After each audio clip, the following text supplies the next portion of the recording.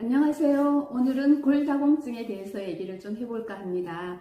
50대가 지나서 폐경이 되고 나면 여성들에게는 5년 내에 골의 급속도의 약해지는 그런 경향을 가지고 있습니다. 지난주에 국민건강보험공단에서 실시하는 정기 건강검진을 받으러 갔어요. 그래 여러 가지 검사를 하고 이제 가벼운 마음으로 집에 와서 결과를 기다렸는데 결과상 다른 거 특별한 문제는 없지만 골다공증이라고 있어서 병원에 다시 가게 되었습니다.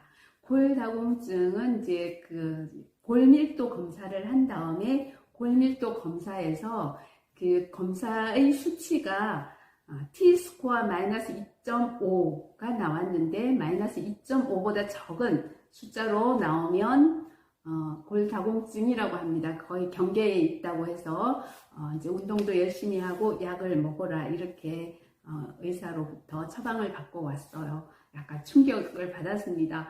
저는 나름대로 다른 친구들에 비해서 운동도 열심히 하고 음식도 가리지 않고 잘 먹는다라고 생각을 하고 있어서 골다공증이 올 거라고는 친구들이 나 골다공증 약 먹고 있어 그렇게 얘기를 해도 저는 걱정을 하지 않았는데 내 나이 이제 60이 넘어서 60 중반이 들어서고 나니까 골다공증이라는 진단을 저도 받게 되었어요.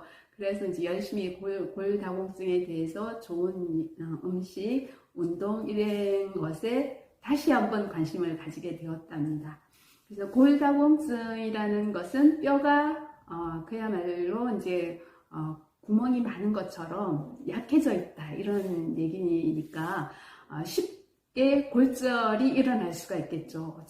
살짝 넘어져도 손목에 금이 간다든지 발목에 금이 간다든지 이제 그런 증상이 나타날 수가 있을 것 같아요. 그래서 골다공증 자체도 문제라고 생각하면 어려운 문제가 되겠지만 이걸로 인해서 골절이 일어났을 때 더 심각한 그런 일상생활에 문제가 일어날 것 같아서 오늘부터 열심히 뼈에 좋다는 것은 좀 해야 되겠다 이런 결심을 하게 되었습니다. 그래서 지금 병원에서 비타민 D 처방을 받아왔어요. 일주일에 한 번씩 먹는 약으로 먹고 열심히 운동을 하고 비타민 D 먹는 것으로 그치지 말고 이 비타민 D는 햇빛이 있어야 칼슘으로 변해서 뼈에 좋은 영향을 주기 때문에 햇빛이 있는 곳에서 운동을 하라라는 그런 권고를 받았습니다. 그래서 와서 계획을 했어요.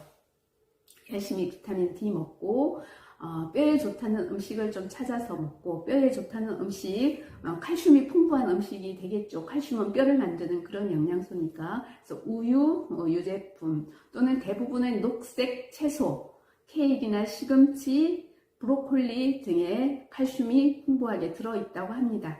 그리고 연어, 참치 등은 어패류에도 칼슘이 들어있다고 해서 칼슘이 풍부한 음식을 좀 더 자주 찾아서 먹어야겠다라는 생각을 했고요. 그다음 비타민 D 지금 약으로 처방을 받았는데 사실은 연어 고기에 비타민 D가 많으니까 비타민 D를 좀 좋은 그런 비타민 D가 있는 좋은 음식을 좀 찾아서 먹겠습니다.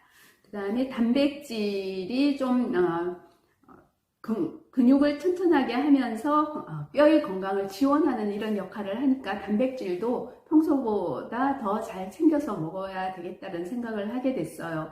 단백질은 고기나 생선, 두부, 콩, 견과류 이런 데 많이 포함되어 있습니다.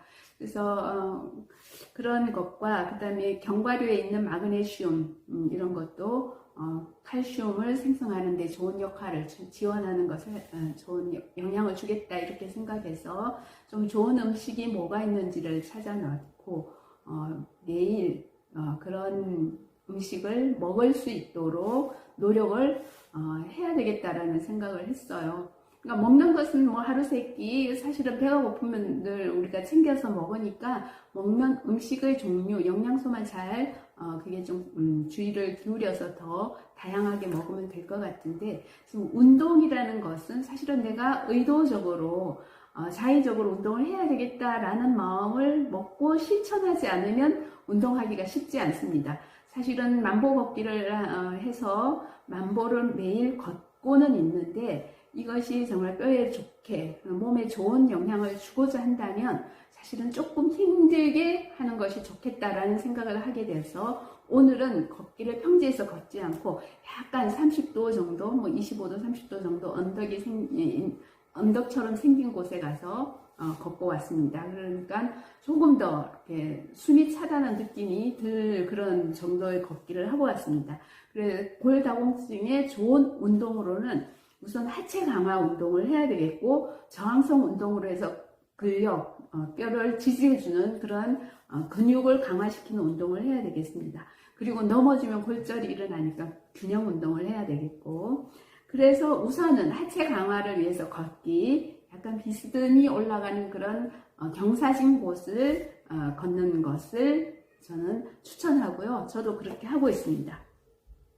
그런 하체 강화 운동을 하면 뼈의 밀도를 높인다고 그래요. 지금 뭐 60세가 훨씬 넘었기 때문에 지금 그런 운동을 한다고 그래서 사실 뼈의 밀도가 젊었을 때 해서 뼈 밀도가 올라가는 것처럼 그렇게 좋은 그런 효과는 보지 못할 수도 있을 것 같지만 그래도 운동을 하지 않는 것보다는 하는 것이 좋다라고 생각을 하고 지금부터 운동을 하면 앞으로 10년, 20년, 30년 몇 년 더 살지는 모르겠지만 10년, 몇 년이 지날수록 더 튼튼한 뼈를 가지게 될 수 있을 거라는 그런 자신을 하게 됩니다. 그다음에 저항 운동으로는 트레이닝, 웨이트 트레이닝이나 그런 운동을 해야 되는데 사실은 우리가 뭐 이렇게 실내 체육관 같은 데 가서 하기도 어렵고 홈트를 하는 것이 좀 바람직할 것 같은데 집에서 고무 밴드 가지고 탄력 운동 그런 것 탄력 밴드 가지고 이제 운동하는 거 그런 것을 좀 해야면 되겠다라는 생각을 했고요. 또 저는 사실은 이제 거상 운동이라고 해서 발꿈치를 발가락에 힘을 주고 발 뒤꿈치를 들었다 내렸다 하는 운동을 하루에 한 50번 정도 하고 있는데 그 운동을 지속적으로 하는 것이 저항 운동으로서 뼈를 강화하는 데 도움이 되겠다라는 생각을 하고 있습니다. 그다음 균형 운동은 어떤 몸의 균형을 맞추는 운동이기 때문에 스트레칭이나 아니면 요가 같은 걸로 해서 몸의 균형을 맞는 그런 운동을 하는 것이 필요하겠다라고 생각을 합니다. 그래서 이런 운동과 음식을 균형 있게 먹으면서 저희 이 골다공증이 더 심각해지지 않도록 좀 더 뼈를 튼튼하게 하는 생활로 잘 저희 생활을 습관화시켜야 되겠다 이런 생각을 하고 있습니다. 여러분들도 이런 계획을 세워서 정말 이제 50대, 60대 폐경기 이후의 여성들이 건강하게 잘 살아갈 수 있었으면 좋겠습니다.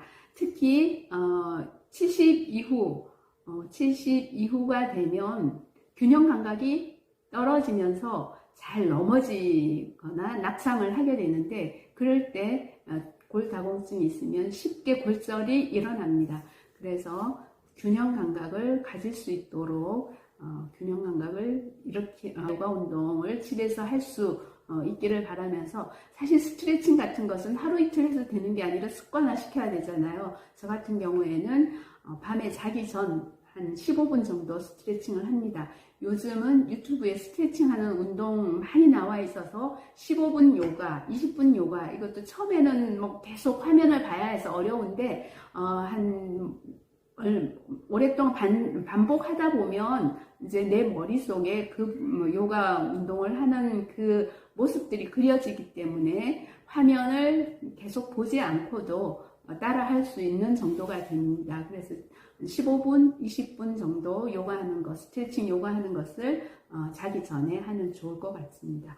그리고 아침에 눈 떴을 때 바로 일어나지 말고 어젯밤에 했던 그 요가 스트레칭 운동 중에서 한 5분, 10분 정도 내가 생각나는 거 좀 여러 가지 섞어서 몸 스트레칭을 하면서 일어나면 그날 하루 또 튼튼한 몸으로 잘 지낼 수 있지 않을까 생각합니다.